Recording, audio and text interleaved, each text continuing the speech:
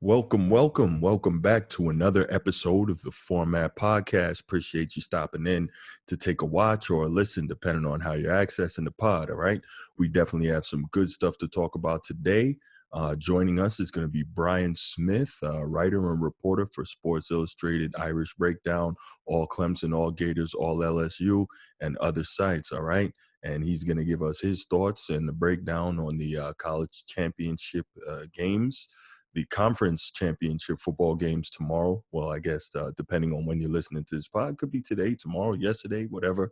But as the time of recording, it's going to be tomorrow. So he's going to give us his thoughts on that, break down some key matchups and some really good stuff. All right. So before we get to that, let's knock out the particulars. First of all, thanks for checking out the show. You can find me in a lot of places, sharing my thoughts mostly on the NFL, NBA, and college football. I'm on Twitter, and that's at Bruce F.A. Hope. That's at Bruce F.A. Hope if you're on social media. I'm also on Instagram at The Format Podcast. That's at The Format Podcast. And, of course, you can email the show at theformatpodcast@outlook.com. You could tell me you love the show, tell me you hate the show, tell me you agree with me, or just tell me I'm an idiot. Just tell me something. You know why? It lets me know you're listening. We can debate it. We can talk about it, what have you. It's all good. I just love the interaction no matter what you do, all right? You can also suggest topics or segments for the show that maybe you'd like me to get to on the next episode. Also, I've introduced a new segment called Mailbag, and you can send me your questions or thoughts directly. If you do that on social media, Twitter and IG, just give me your questions or your statements, comments, whatever, with the hashtag mailbag. That's hashtag mailbag. If you want to submit those via email, you can just put mailbag in all caps in the subject line. I'd love to hear from you, and I answer your questions or comments directly on the next episode. So get those in for me, and we'll definitely get the mailbag segment going, all right? If you're watching on YouTube, just head over to YouTube. First of all, thank you for that. If you're looking for the show on YouTube, head over to YouTube, type in The Format Podcast. It should be just about maybe the fourth or fifth result that comes up, but we'll be right there, okay? Once you do bring up the show, make sure you click the subscribe button in the lower right corner of your screen and click that bell so that you're notified whenever a new episode comes out, and you're always aware of when we bring you that new content. If you prefer the audio, just the audio, the podcast version of the show, that's fine. We're everywhere you get your podcasts. We're on iTunes, Stitcher, Google Podcasts, Spotify, Podbean, Castbox, whatever it is, you can find it. Just type in The Format Podcast. We'll come right up, all right? And while I'm mentioning that, head on over to iTunes for me and give me that 5-star rating. 1, 2, 3, 4, 5. Give me that 5-star rating. You wouldn't believe how much it helps. It helps us rise up in the rankings and continue to bring you that great content. As my main man, G. Moody, says, the content to keep you content. I know he probably trademarked that. I didn't steal it, but it's a great line. Shout out G. Moody. Anyway, that's about it. And so get ready. We've got some really good college football talk today. Sit back, relax, and listen up to episode 85 of The Format.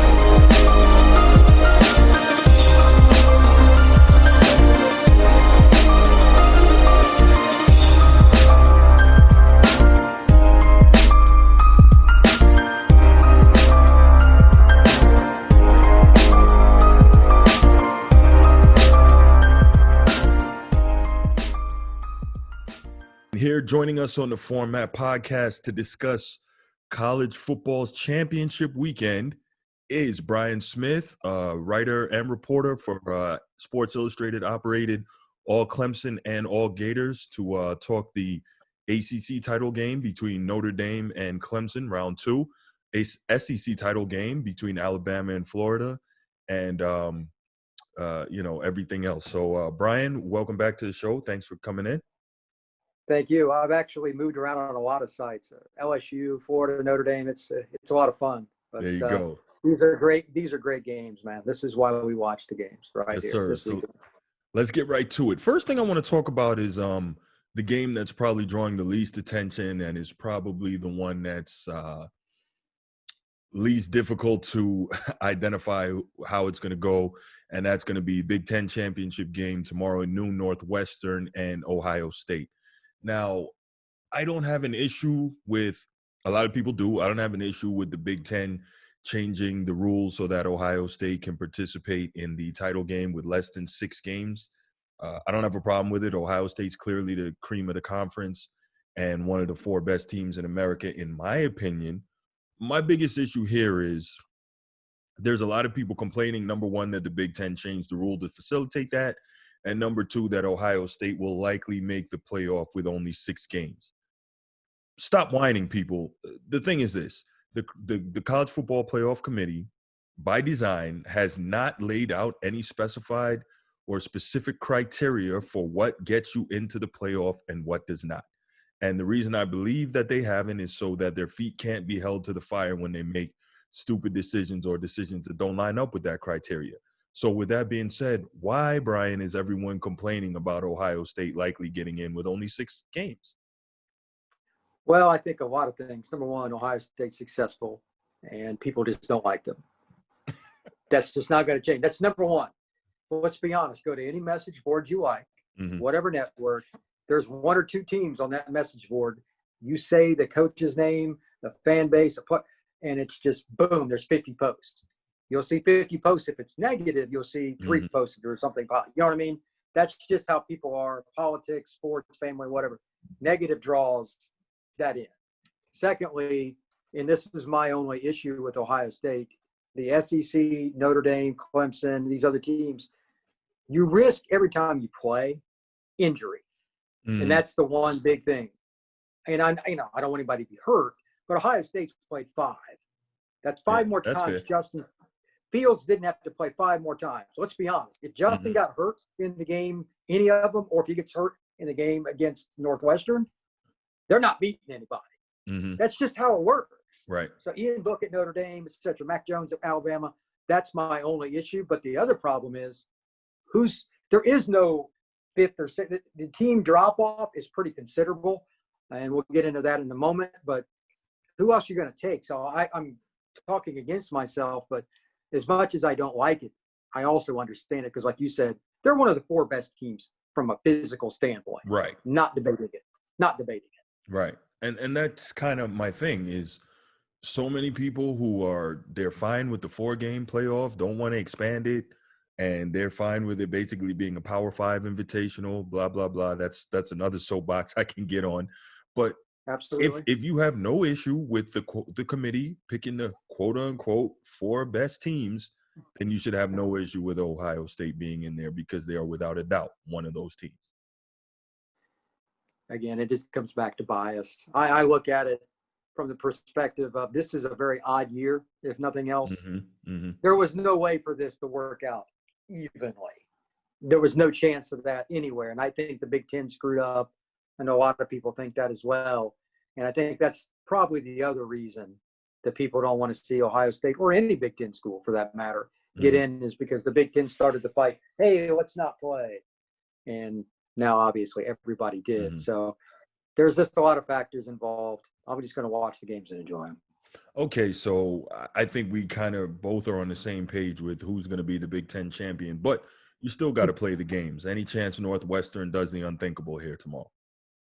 The only thing is, and Urban Meyer touched on this on Fox, Northwestern's completely out-talented. I mean, it's not even – it's just apples to oranges. But their defense, the way they're set up just naturally in the scheme they run, it's kind of an old-school Penn State scheme.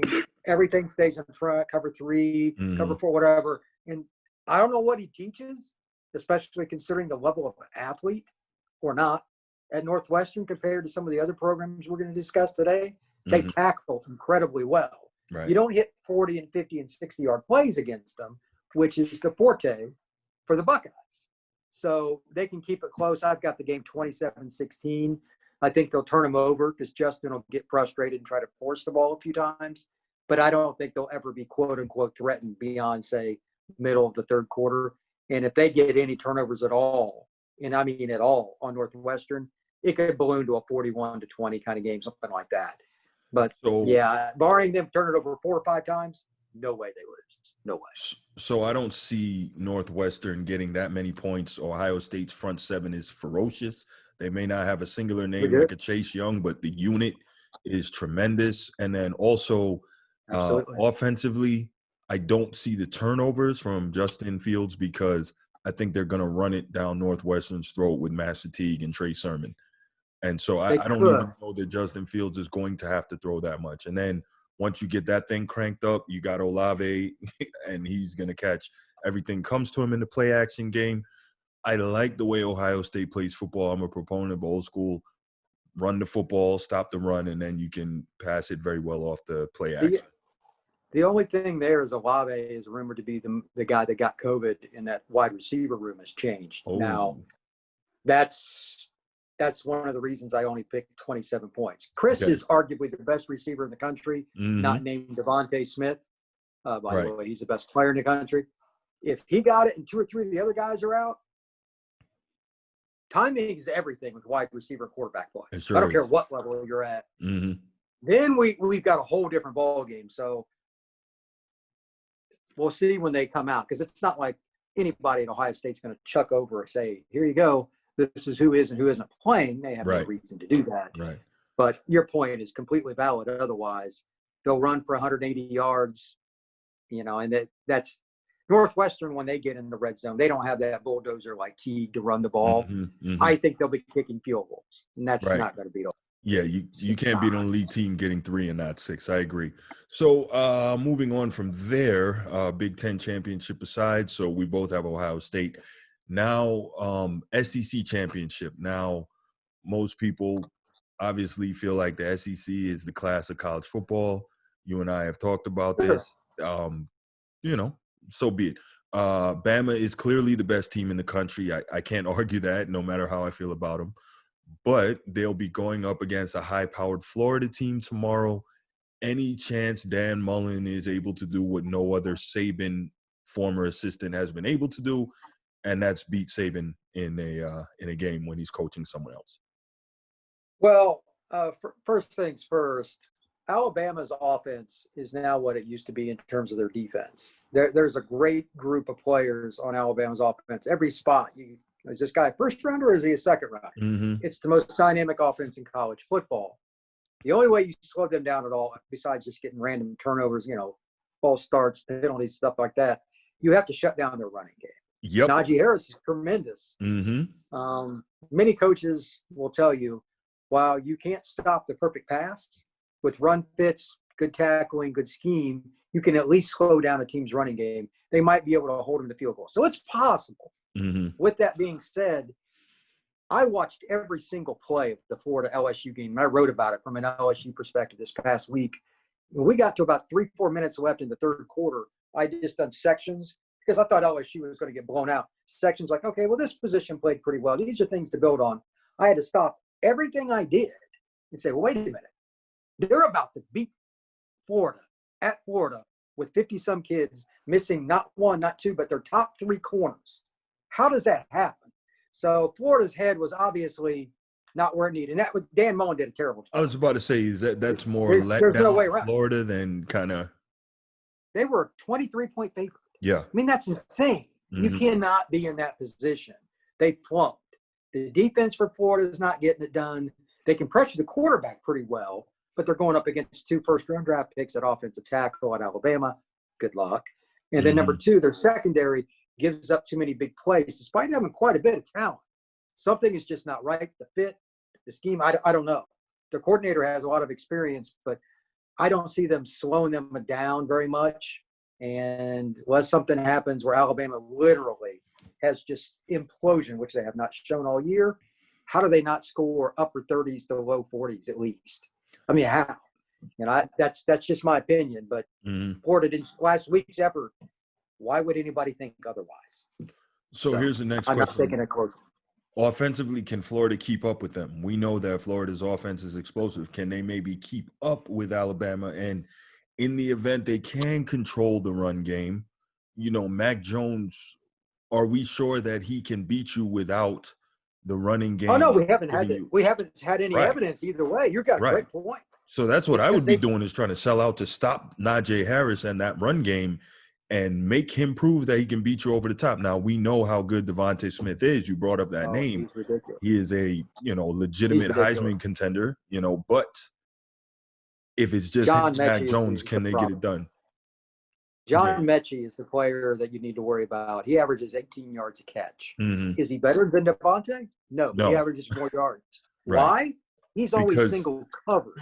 I was just about to say, defenses are rolling coverage. 95% of the teams in college football, he's your best receiver. Right. He was their third until Waddle got hurt. That's ridiculous. So that's the problem. How do you stop them when they don't have one, not two?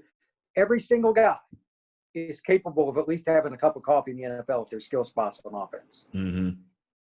I mean, they could have a backup quarterback and be a top 10 team. That's how much offensive skill talent they have. Right. Your point is still valid. How does Mac do if it's, say, they've got to grind out the clock, they're up 34-31 with 2 minutes to go, and he's got to make a 3rd and 7 completion? Hey, man, you still got to make the pass. Mm-hmm. That's the only thing. You've got to score. My problem with Florida getting into that spot is their run game is pedestrian at best. Going into last week's game, they didn't have a running back with 500 yards. At Florida, really? That's pretty bad. Their offensive line can pass block, but run blocking is very poor. And so you're probably not going to be 3rd and 8 against Alabama. Well, that's not going to work. Yeah, you can't. The Pitts is going to be back this week. That's the one thing. Okay. And he's the best tight end I've seen maybe ever as a receiver. As an all-around player, no, but as a receiver in the flex, he's 6'6", 245 and runs like a freaking receiver. He's ridiculous. Nobody can guard him one-on-one. So I talked to Zach Goodall about that. Just as a quick aside before we move on, I talked to Zach Goodall about that because I did hear his partner on the Locked On Gators podcast say the same thing, that he saw Pitts as maybe the best tight end he's ever seen in college. And me being a Notre Dame guy, I'm like, we've pumped out some great ones at the tight end position, not even naming those guys. Sure. Then you go down to Miami, you got your Jeremy Shockey's or Greg Olson's, or even you go to Oklahoma, you got your Jermaine Gresham. So I'm like, let's maybe not. I just don't know if he can block. I'm just talking about as the receiving part. Mm-hmm. As a receiving tight end, there's nobody I've seen anything like him because they use him like a receiver. It's just at 6'6", legitimately. Who do you put on it? Right. I don't know. It's just ridiculous. This could be my bias coming through, but I don't know. I remember Kyle Rudolph being a deadly receiver at the tight end position. Oh, yeah. With Brady Quinn. So he did. But anyway. Yeah, they had different guys. But it's just interesting how it flows in different directions. So I hope that Florida can find some semblance of an early running game, because you have to reduce possessions, not only score, but reduce possessions from Alabama. You're not going to just beat the bejesus out of them up front. Let's be realistic. Both tackles, again, first-round picks. Mm-hmm. How do you get to the quarterback? Usually you beat guys off the edge. They're not going to do that. They're going to have to play good run defense and then run the ball themselves a little better than normal. In their screen game, the short passes for Kyle Trask, that's something they've been tremendous with. If they're the backs well, extension of the running game, we've all heard it. They do it well. But unless they pop one or two of those, and Kadarius Toney, by the way, the best player in college football statistically by Pro Football Focus at making guys miss. He needs – everybody in the stadium knows Kadarius is going to get the ball. Mm-hmm. It's not a newsflash. He is a stud. Ironically, he is from Alabama, which this game will mean a lot to Kadarius Toney. If he does not have a big game, Gators have this much of a shot. 0. That's their guy. And everybody knows it, but nobody can cover him one-on-one either. Kyle's accurate. So 3rd and 4, they're going to Toney. Question defensively. When you're looking at trying to beat Bama, if you're Florida's defensive coordinator, do you say, and I know you have to worry about Devontae Smith, but do you think that you really just go all out and start sending crazy blitzes from spots that Saban isn't thinking of? I mean, you got to do something because, as you said, the O-line has 2 bookend offensive tackles, so getting to him with 4 is probably not going to work. What do you see there in terms of maybe some exotic blitz packages? I think they'll run some of that stuff. I mean, Todd Grantham is a very good coordinator from an X and O's perspective, Mm-hmm. historically speaking. But then again, what happened last week? Part of that is on Todd as well. They're going to have to do some things. Now, the offensive coordinator for Bama is Sarkisian. Obviously, he was at Washington and USC, Mm-hmm. got in trouble with drinking, got thrown out of there, but he's a tremendous coach. You're not going to throw anything at Steve that he hasn't seen. Mm. The question is, how well does Mac handle it, even if he's getting the ball off? Does he do a good job of taking hits? Mm. Grantham and the Gators did a better job than anybody this year, not surprisingly, of getting to the quarterback. That's what his system does. But again, they're used to being able to rush 4 and do that. And they'll blitz a little bit.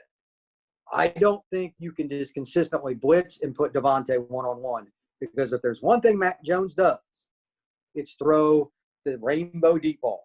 And nobody's going to outrun Devontae consistently. Right. So you're going to have to really do some things. And, I'm not trying to get technical. I expect to see a lot of fire zone, drop a D in, bring a six. I mean, like you said, exotic. Yeah. Because what do you have to lose? You're not going to play man defense and take Devontae. I mean, that's just ignorant. So you have to do some of that stuff. And Todd's capable. It'll be a great chess match. This is, I don't know if you watched any of the games, but ESPN did a few games this year where they put the camera up top on one of the alternate channels. And kind of if I could watch any game this year with that, it'd be this game to see what the second – a normal TV shot, you don't see the secondary. And that's everything in this game, and that's unfortunate for fans. The wide lens, seeing what the safeties are doing, is the most important thing in this game. And unfortunately, unless they do a vertical view a lot, you're not going to see it, because if they're not moving a bunch, pre-snap and post-snap, keeping post-snap, Matt Jones will throw for 400 yards. He will smoke them. You cannot give him a pre-snap look, play after play, and keep it that way, or it's going to be 1st and 10, 1st and 10, 1st and 10, and the scoreboard will catch on fire from them scoring. He's too accurate, and John Mechie was their 3rd receiver he's going to play in the NFL. How hard is it at that point? That's how much talent they have, and you can make the argument they also have the best running back in college football. So right. I like Alabama because of that. And I like Alabama as well. I don't think that Florida is going to be able to beat them. But let's look at this game now from a college football playoff perspective. Now, obviously, Alabama is number 1. We both think they'll win. They'll remain number 1. Okay, that's fine. If they lose, number 1, how far do you think they drop? And what does that do to the rest of the college football playoff field? Well, 2 things. Number 1, they wouldn't go any lower than number 4, but there's a chance they may not go lower than 3. If Notre Dame beats Clemson or what, depending on how the score goes, either way, they may not go lower than 3. The respect that Alabama gets from the media, the committee, et cetera, is deserved. It's hard to say. But, like, if Notre Dame moves up to 1 and Ohio State, like we both predict wins, maybe they go there and A&M goes to 4. I have no idea. But can you imagine them being lower than the team they smoked? Alabama's not going to be lower than A&M. They beat the crap out of them. They did. Right. So I don't know. I would imagine 3. Even if Clemson beats Notre Dame, you just replace Notre Dame with Clemson, and they, I don't see how they're going to really go any lower than that.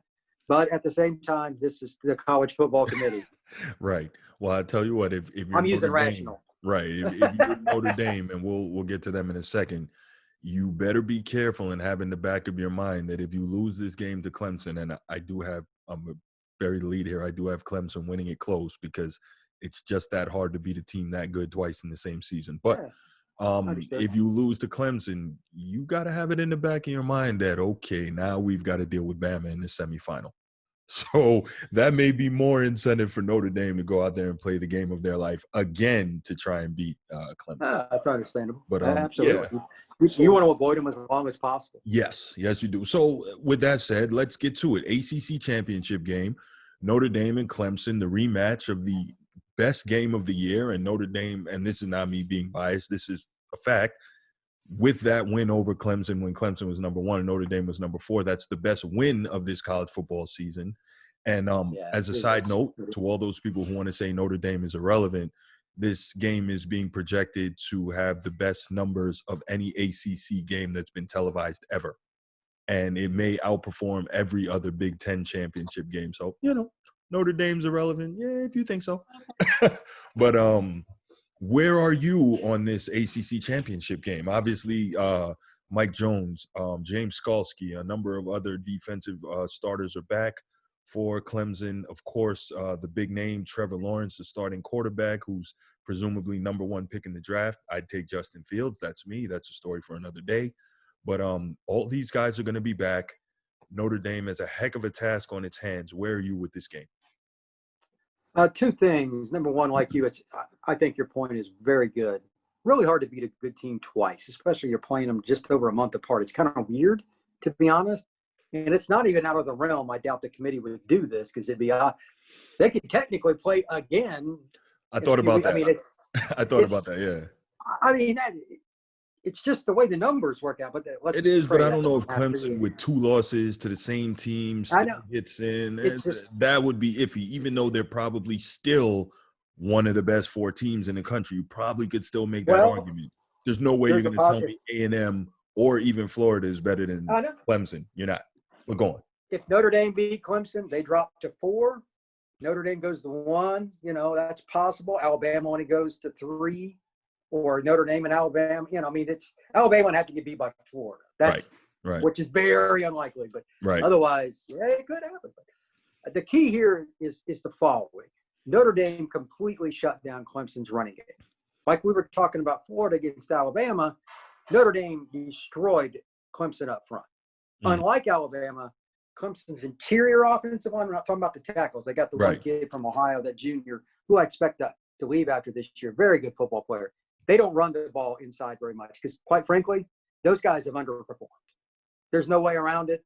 And Notre Dame's D tackles ate them for lunch. They averaged 1 yard per carry when Travis had the ball. Travis Etienne. Yep. That is not on Travis because he's an NFL player. That is on the offensive line. That position has to play better, but it's not like Notre Dame's players changed. So why would I assume that it's really going to be any different? Number 2, even if you do have Trevor Lawrence, who's absolutely incredible, and I love watching him play, if you're in 3rd and 5, 3rd and 6 all day, life is not fun. Notre Dame is historically good since 2017 of not giving plays over the top. The couple of games they did were against Clemson and against North Carolina. What was the key in that? Tariq Bracy was the guy getting smoked. He's out of the lineup now. He's been replaced.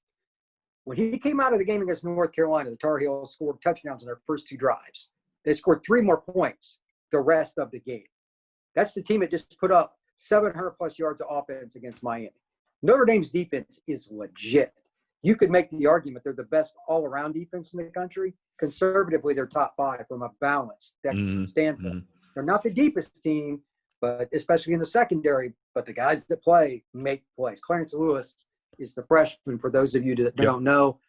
Wasn't super highly recruited, really, but he was a long kid, very athletic, played at a smaller program, Mater Dei in New Jersey. He's been their savior at corner.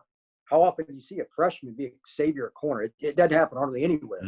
But he's been that guy. And then their front 7 gets after it. They can rush 4, move guys around, do a few different things and get pressure. If they consistently do a good job, I don't expect them to hold Travis to 1 yard to carry again. But if they're in 3rd and 5 and longer, Clemson's in trouble. And everybody says, well, they're going to run, but they're also going to run their quarterback now. DJ Uiagalelei, tremendous passer, but he's not really a runner. Totally get that. Travis is going to get some help because Trevor Lawrence has some wheels. If Notre Dame can slow him down, because he does a tremendous job knowing when to pull or when not to pull with the readout. He's tremendous at it because he's a big 6'6" white kid. A lot of people don't give him credit. He can scoot, and he knows what to do. He's great in the red zone. I'll be interested to see what cat and mouse game they use with Jeremiah Owusu-Koramoah and him. They're going to spy him in some capacity, That but was they're not going to do it every play. When do you do it? that was my Again, question coming up. They you got to use mix. You got to mix it. You can't do anything consistent against him, or he will annihilate you. right, and that was my question. In terms of what you thought Notre Dame would be able to do in terms of spying Trevor Lawrence in the They'll run do game, it with because two or three different guys. okay, Absolutely. because Owusu-Koramoah was all over the field. He was in the backfield a lot in terms of going after ETN. He was rushing the passer. He got that. Right. He broke up that pitch and took it in. And with a guy like Lawrence, who, as you mentioned, is much more mobile than Uiagalelei, Oh, absolutely. they're not going to be able to be quite as aggressive. You go up the field, then, as Shannon Sharp likes to say, he'll jump out the window on you and he'll be gone. You know, and it takes him 2 or 3 strides at 6'6" to get going and open up those legs. So I'm curious to see what type of adjustments Clark Lee is going to be able to make in terms of dealing with his mobility and his ability, as you said, to to pull it on that read option and take off. The key there is how and when. Jeremiah is the only linebacker in college football. And he is a linebacker. I know they call it a hybrid spot or whatever. They can line up against a slot receiver that's 4'5" and cover it. Mm-hmm. He's it. Notre Dame doesn't have to change their personnel package on 3rd and 11. Mm-hmm. Name another team that does it. It's insane.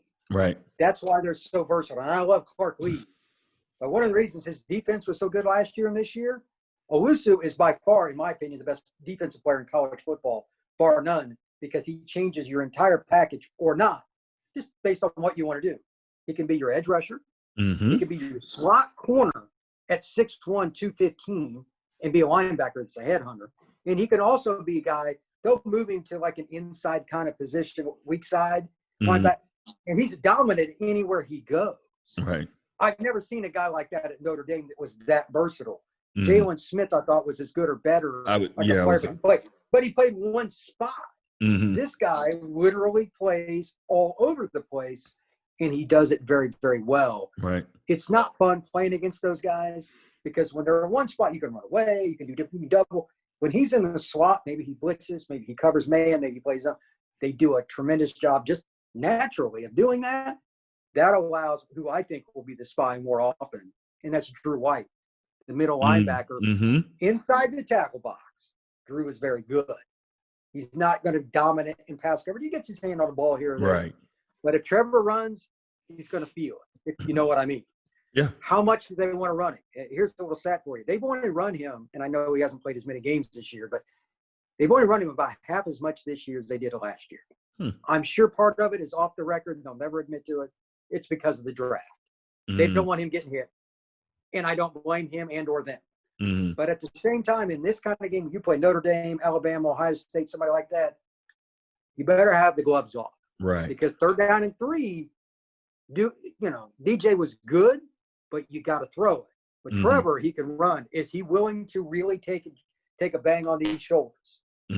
That's the question. Because if he's not, they're going to struggle to run the ball. And he's not going to just throw the ball all over the place, especially, again, Clarence Lewis, very important player in this game.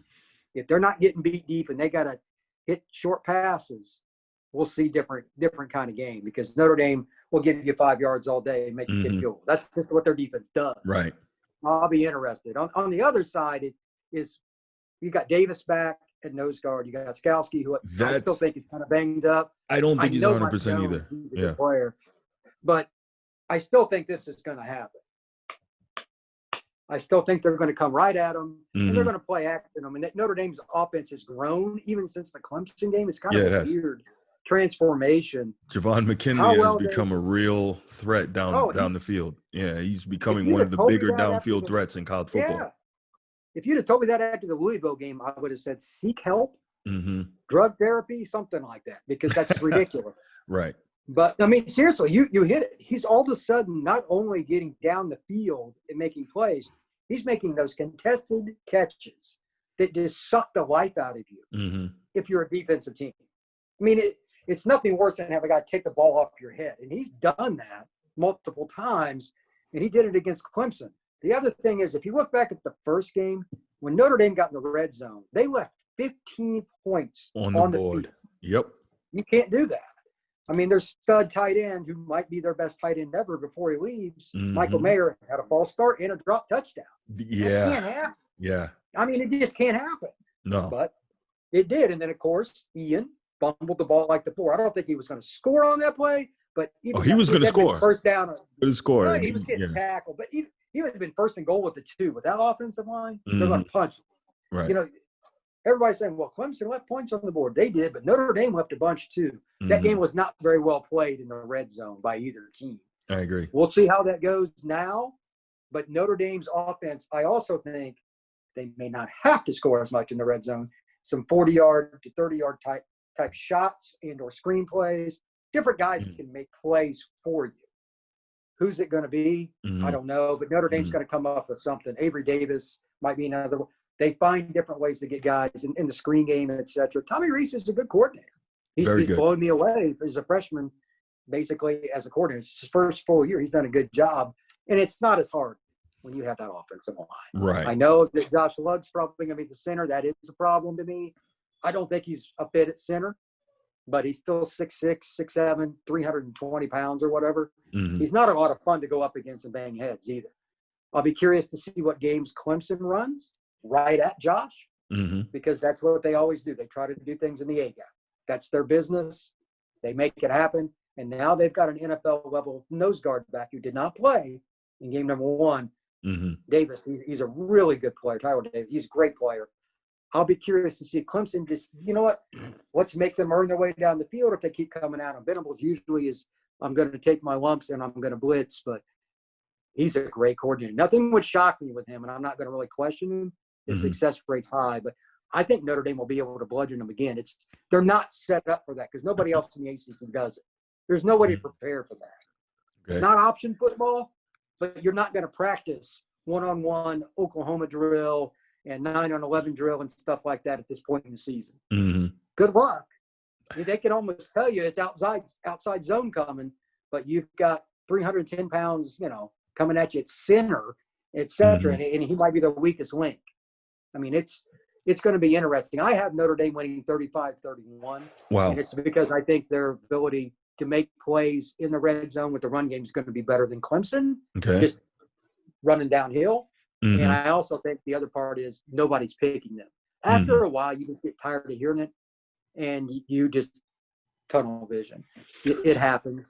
So before we go over to the other side, you've also covered Clemson extensively. So we're going to talk about them defensively, because I think that's something so interesting in terms of Brent Venables being one of the best defensive minds, if not the best, in college football. But before we get to that, quick question. Notre Dame's fastest offensive player, Braden Lindsey, is he playing tomorrow? To my knowledge, yes. And he's the wild card. I didn't bring him up because – yeah, I was about to ask. I if don't you're know if Tommy Rees, don't you bring him in, even if it's to take some of that coverage away from some of the other guys as a decoy? Maybe you don't necessarily throw it to him, but you got to use that to try and, take some attention in terms of the secondary, right? Yes and no. How many plays is going to depend on his conditioning and all that. But if he might play 15, 18 snaps, the problem with Lindsey is he's not a blocker. They pride themselves on being very good with the receivers and the tight ends out in space, making like Mayer. He doesn't have to block again until he turns pro. That guy's going to play in the NFL. When he's freakish. It's not normal. But when you see a screen or a run go to the outside, he really gets after it. That's just the mentality of the tight ends and the receivers. Lindsey's just not a very big guy. I don't know how much they're going to like that, but if you're going to put him in there to run a fake or a jet sweep, then throw a pass, or you're going to run Ian on, there's a lot of ways you can use him, as you said, as a decoy. He has not caught a bomb this year, unless I'm forgetting something. And it's just, I don't think so. The guy can't stay healthy. He can't stay healthy. Right. Are they going to depend on him for one play in this game? It's, why not? I agree with it, but it's not like anybody's going to be surprised in the orange shirts on the sidelines when he comes in the game. Everybody knows that guy could have went to the Olympics if he just would have concentrated on track. So they're going to know. But then again, that also backs up the safeties. There's different ways to look at it. That's why I like football. It is so complex because you got 11 on that side, 11 on this side, all moving before and after snap. And Lindsey can change a game. Right. If he gets a half step on you, you can walk to the sideline. It's over. Right. It's 6. Right. I mean, he's legitimately a guy that could have went to the Olympics if he'd have kept working and just said, to heck with football. He's one of those guys, but he just can't stay healthy. They can get one play out of him again. That's the kind of thing that changes a big game. Gotcha. And it's why you're right. They have to at least look at it. Whether or not it comes to fruition, that's why you watch the game. Okay, so let's talk quickly. Let's talk quickly about what type of adjustments you see from Brent Venables. He's not going to do the same thing. As we mentioned, he's got some of his key defensive cogs back. What do you see from him, and how do you see that affecting what Tommy Rees is going to do from the offensive side for Notre Dame? I think Venables will use a couple of different types of blitzes. He'll do some more corner blitzes from the boundary, but I also think that Mike Jones, the linebacker, the kind of their rover, if you will, he's a kid that I knew when he was at IMG, good kid. He's a guy I expect to see come hard, and he's a super, super high energy, get after it guy. You can get under his skin pretty easy. I imagine some of the Notre Dame O linemen will try to talk trash to him because you can get in his head. But that's the key. They're going to use overload blitz. I don't know if they'll do both sides, but Mike will be a big part of it. If you see Clemson line up, pay particular attention to number 6. Very talented. He's very athletic. He's from a football family. He loves Brent Venables. That's why he picked Clemson. And it's a guy that, quite frankly, is just not going to be outdone in terms of effort. If he gets his butt kicked 2 plays in a row, he'll forget it. He'll go forward. He's a guy Venables can count on. He's perfect for Clemson's scheme. He's a lot like Jeremiah Owusu-Koramoah. He's good in space. He can cover. But I expect to see him attack downhill a lot. They didn't have him, and his replacement wasn't anywhere near as good as him. Notre Dame took advantage in the last game. No question. Overload blitz. Safety linebacker off the edge. How does Notre Dame adjust? If you don't, that's where those turnovers can happen. Are you looking for Clemson middle linebacker James Skalski, who is the quarterback of the defense for the Tigers? Are you looking for him to do a lot of spying on Ian Book, who really hurt them with his legs in the first game? That's possible. I don't know how they'll use him because I'm not convinced he's even remotely healthy. If you remember back to the Virginia Tech game he played in the first series and then he left, and at halftime they took his pads off. They're not going to tell anybody anything. Right. But he missed like 4 games. I mean, he had a serious injury. I think it was a groin injury or whatever it was. It was elongated play, for like a month. Guys that are nuts about football, like James Skalski, don't sit out very often. So I wonder, A, what kind of condition he's in. His cardio is not going to be very good. And number 2, he's not the greatest athlete in the world. I'm not saying Ian is Michael Vick, but I don't know if that's who I'd want spying. They might use Jones in some sense, kind of like the Irish use Jeremiah Owusu-Koramoah. Okay. Because I don't think he's going to match up very well with him. And they might bring the safety in the box. And again, as you noted, Venables is tremendous at bringing guys down and moving pieces. And his players respond well to it. He may be a part of that, but I doubt he's the only guy. They'll switch that up. Jones will be a key part, but I look for the safeties for Clemson to be a part of it as well. Okay, great. So why don't you give us your pick again, final score, and who you think is going to win this game? I like the Irish 35-31 over Clemson. I didn't pick a score, but as I mentioned, I see Clemson winning this game. I don't believe that they'll that Notre Dame is going to be able to beat a team this good twice in the same season. I hope I'm wrong, but I see Clemson winning this game close, 1 possession. Well, I could see that. I mean, if you picked Clemson, there's no reason to be disappointed with that. That's a great football team. Again, I just think Notre Dame's ability to run the ball in the red zone will be much better than Clemson's. Out of all the units from the teams that are currently ranked in the top 4, an offensive line, a secondary, or whatever, I think the weakest unit for any team, offense or defense, in the top 4 is Clemson's offensive line. And that's despite the fact that they can pass protect. Their run blocking stinks. Flat out stinks. All right. And you're playing against Notre Dame, who is top 5 in the nation, I believe, right now. I think it's number 3, something like that, on third downs. How are you going to do against Notre Dame, against Florida State even? It's teams like that have defensive presence up front. It's not easy. That's why they struggled in the first game. I mean, Clemson was 4 of 15 in the first game Yep. on third downs. And it's because they were in third down and 6. I mean, it's just not where – I don't care who your quarterback is. That's not easy.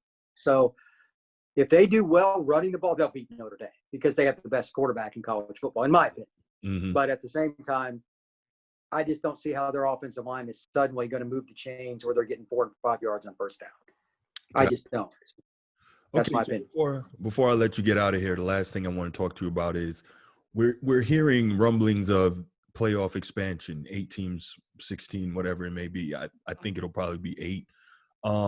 And I heard one guy say that part of the reason for that is COVID more than anything, not necessarily competition based, but to try and recoup some of that money that was lost this year. It's been a lot of money lost. And so expanding the playoff next year or the year after would really help bring a lot of that back. So my question is, number one, for you, how do you feel about playoff expansion?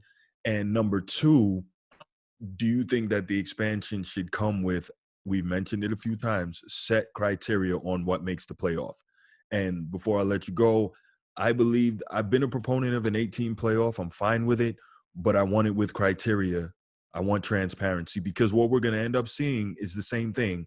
And instead of trying to get 2 SEC teams in every year, the committee's going to be pushing for 3 or 4. Right.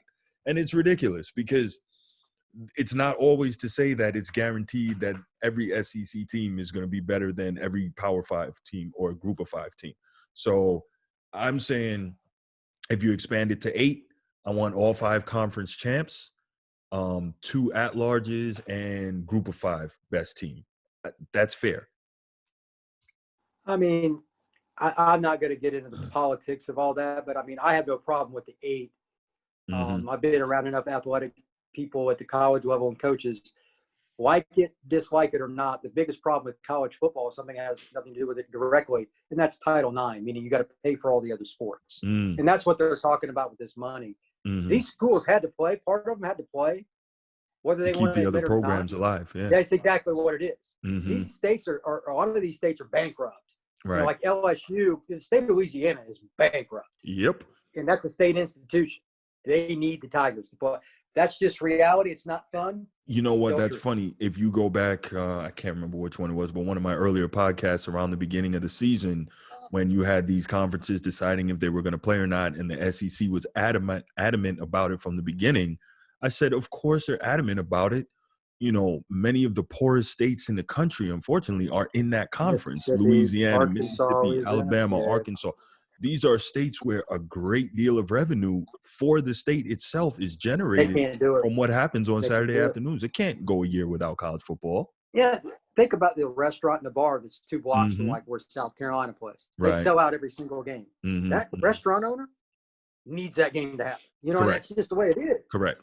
It's a trickle-down effect. That's not anything new. Right. So you're right. So to get to your point, I'm okay with the 8 because it will help money. Right. And it is partially COVID. It helps Title IX and all that.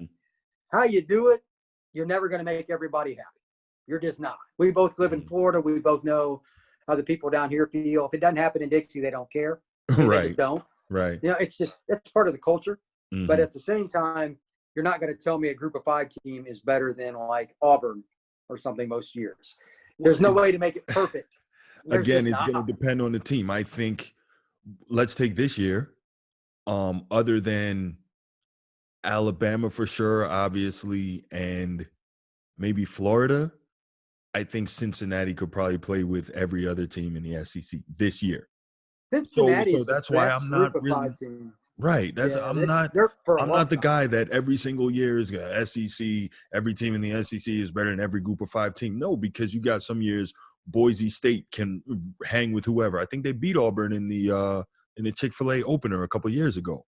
Obviously, we saw in the Peach Bowl, we saw that 12-0 or 13-0 UCF team beat Auburn, and that's an Auburn team that beat Georgia and Alabama in successive weeks in the SEC.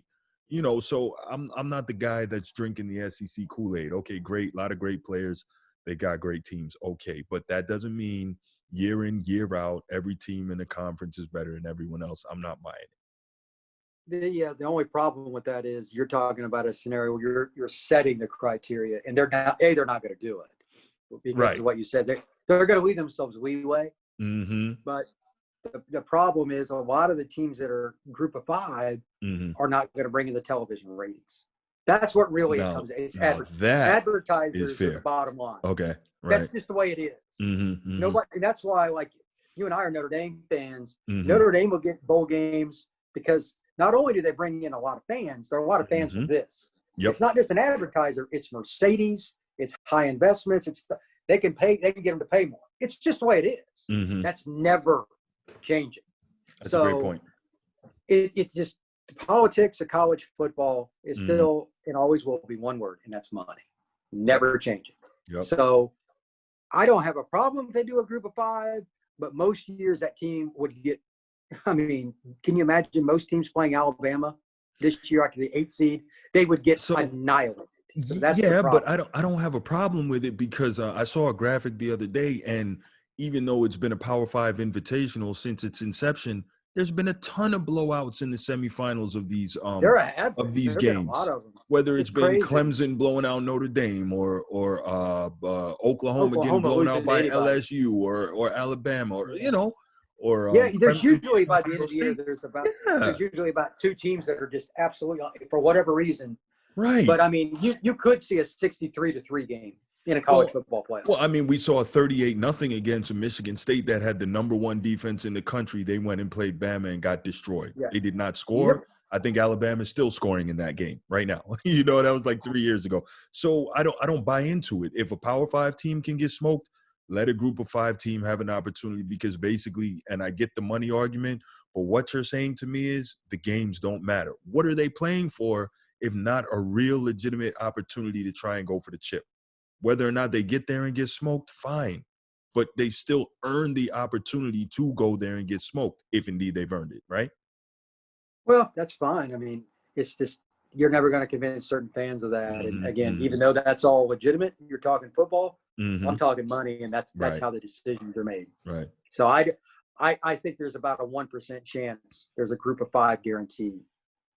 That's just my opinion because they won't bring in the same revenue from the advertisers. They just won't. Fair enough. Well, I'm going to let you go on that, Brian. Again, great football talk. Always love to bring you in and talk college football, man. I appreciate it. Before you go, why don't you tell the folks where they can find you? Absolutely. You can find me on Twitter at FBScout_Florida. That's on Twitter at FBScout_Florida. I write for several of the sites on Sports Illustrated, SI All-American, All Gators, different ones. But with recruiting going on right now, I'm doing a lot of backstory stuff or trying to help sites. And this was a very busy week. It was interesting with COVID and everything with signing day. So that's going to be a lot of fun to see. It's still unfolding. Some of these kids never visited places and they're signing letters of intent. So welcome to 2020. Yep. Well, thank you so much, Brian. Safe and happy holidays to you and yours. All right. Same to you. Thank you very much. Have a good one. All right. Thanks. Have a good one.